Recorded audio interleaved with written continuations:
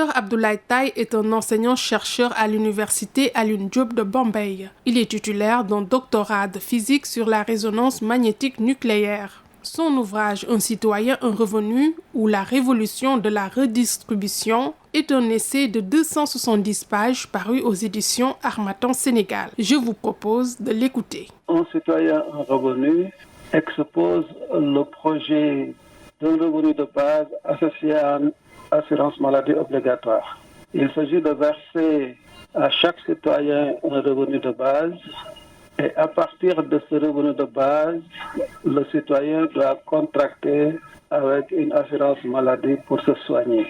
Nous finançons ce revenu de base par les subventions et les exonérations.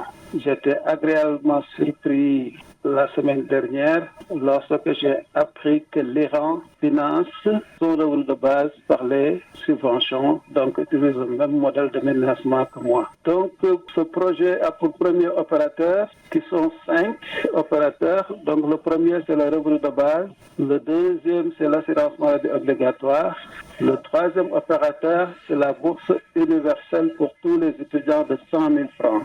Donc on verse à chaque étudiant 100 000 francs sous condition qu'il s'engage dans un contrat de verser quand il sera actif 1% de son revenu. Le quatrième opérateur, c'est la prise en charge de l'éclairage domestique par le solaire. Il s'agit donc de déconnecter toute la lumière du réseau Sénélec en ne laissant que les congélateurs, les climatiseurs, etc.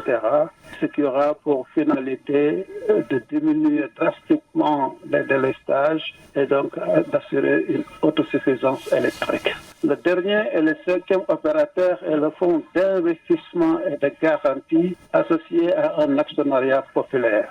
C'est avec le levier financier de l'actionnariat populaire que je vais financer l'agriculture, l'élevage, la pêche, l'économie informelle, les menuisiers, les mécaniciens, etc.